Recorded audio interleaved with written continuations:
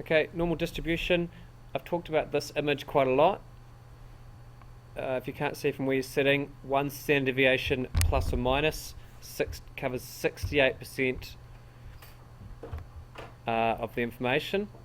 2 standard deviations there's a little sign there that says 2, and the standard deviations is 95%, and 3 standard deviations is 99.7, or we say 99% of the information. Think of the area under the curve as a probability.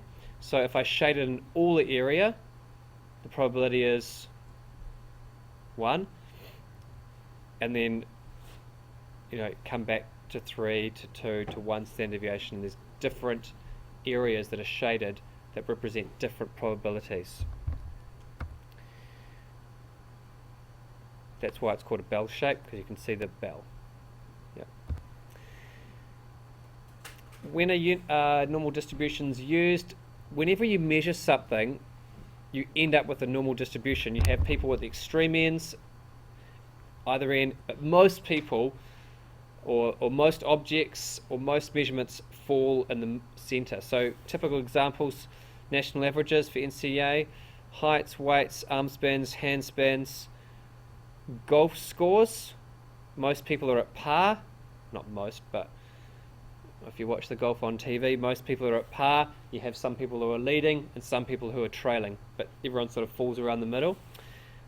100-meter sprint times, CO2 produced in trees, rainfall in Auckland over a typical month. There'll be a mean rainfall, and then there'll be extreme values. Call of Duty score, number of points in a game of rugby or soccer. There'll be a mean number of points scored in a game of rugby, and then there'll be the low end and the high end, but they'll make a bell curve.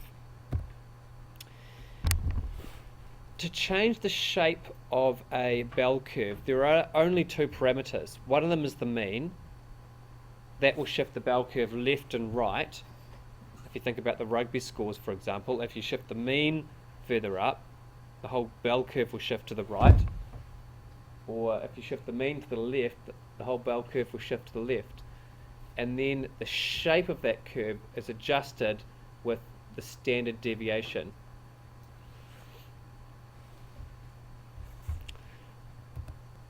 Now, typically, so this is going to be my example. It's called the twig example. Typically, I would ask you to go outside and grab for me 10 twigs, and they can be like anything from 1 meter wide to short. So we would have a sample, and we would have a varying range of twigs. So I'm not going to send you outside.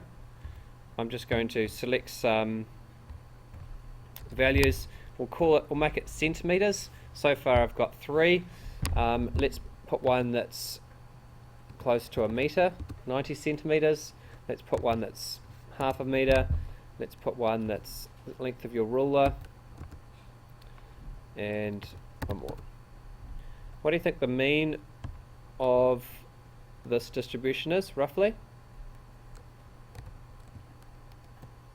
What's the average of those numbers? Guesses? 45, close, 32. So I'll just write here, this is the mean, and the standard deviation equals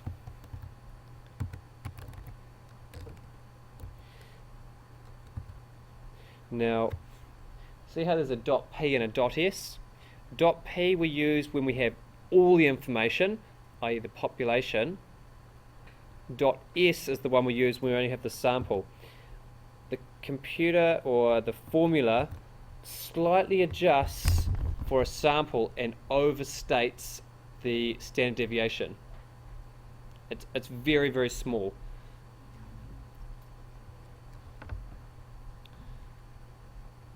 could show you both actually.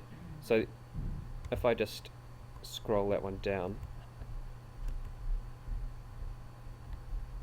Okay, this one I'll do dot P. Dot P is going to be slightly smaller. Slightly bigger. Why is that?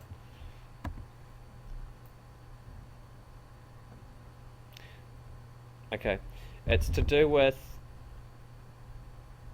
I'll go into the technicality of the dot S and the dot P another day.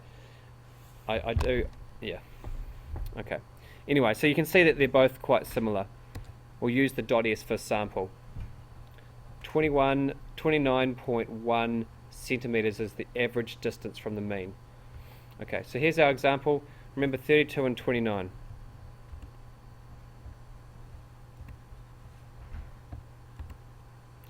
Actually. Okay, so what is the mean? 32. What is the standard deviation? 29. Now we want to calculate the probability that a twig is greater than 28 centimeters. My question to you, is it going to be bigger or smaller than 50%?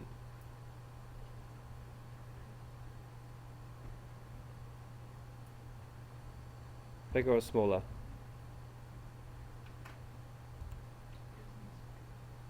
It's going to be bigger, eh?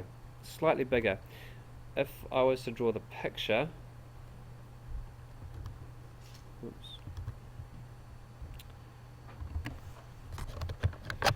So when I do these questions, I still draw the picture just so that I don't make a silly mistake.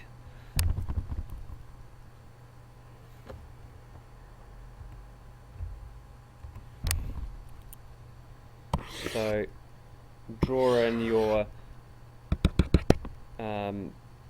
normal distribution curve. The mean was 28, wasn't it? Standard deviation was, you remember?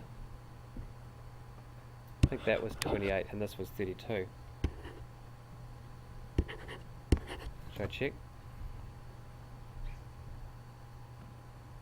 Other way around. Mean was 32, standard deviation 29.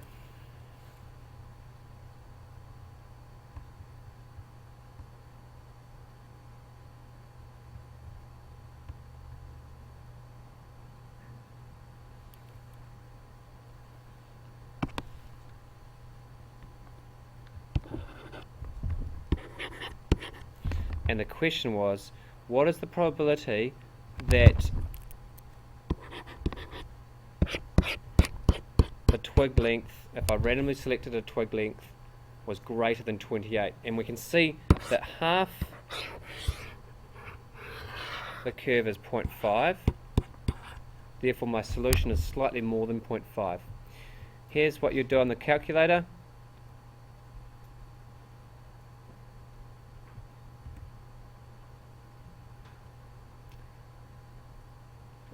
Is it stats mode or... I think it's stats mode, option, probability, no.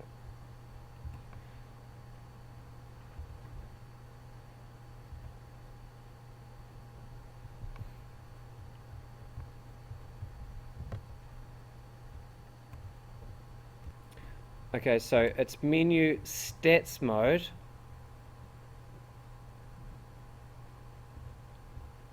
And then you push option, which brings you to this screen, scroll across. Where's distribution gone? Push option button, push variable button. No, it's gone. Distribution. Look for DIST, that's what you're looking for, okay? And we're talking about the normal distribution. Now, there's two options here, NPD and NCD. PD stands for particular distribution and CD stands for cumulative distribution. With the normal distribution, we always do CD.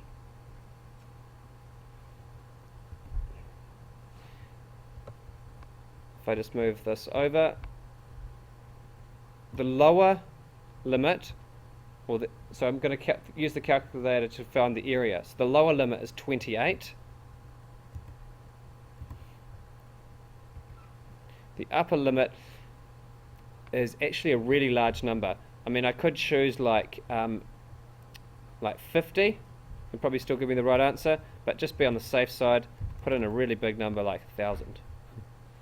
Or be on the safe side, 100,000. Standard deviation was 29 and the mean was 32. Execute. The probability is more than 0.5, it comes to 0.555.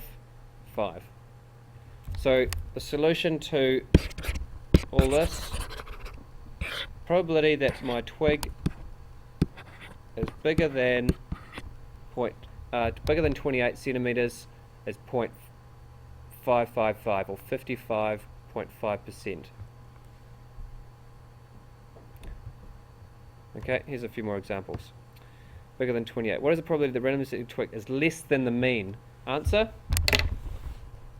What is the probability that a randomly selected twig is less than the mean?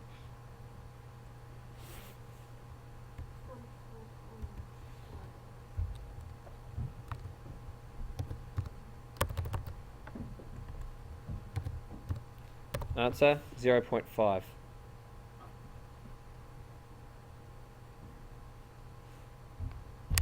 Probability that's less than the mean is half.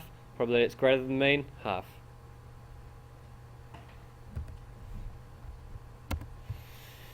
Probability that a randomly selected twig is less than 38. We had 28, now we're looking at 38. Less than 38.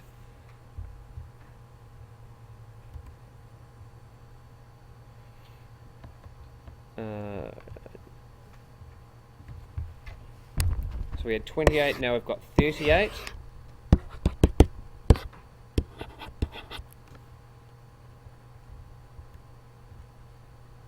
Remember the middle value is 32, less than 38 is all that area.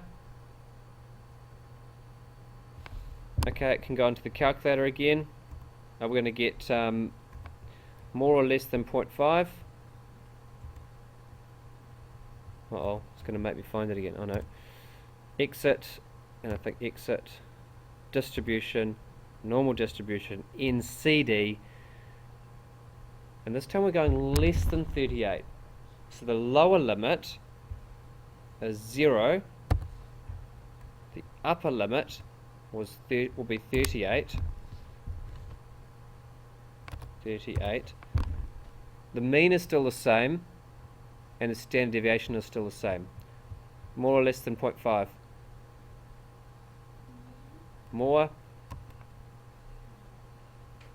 I've made a mistake. Should be more.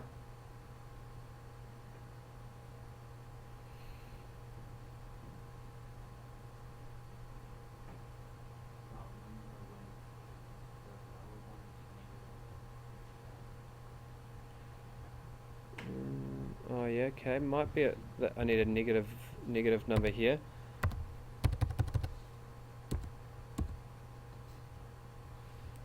Oh, that's interesting. Good spotting. Yeah. So what I did there, so that was quite clever there, because in my mind I knew what the answer should be, and I knew straight up. So many students don't know what the answer is, so they write down a silly answer. A silly answer would have been to write down 0.45 like the calculator told me. The correct answer is 0.58. So just 0.58, just on the graph, what happened there is 0 is about here on this graph. Okay, I've managed to pick an unrealistic example because you can't have negative stick length. And by putting a negative 10,000 or whatever it was, big number, we got all the area. I only sort of looked at this area and it turned out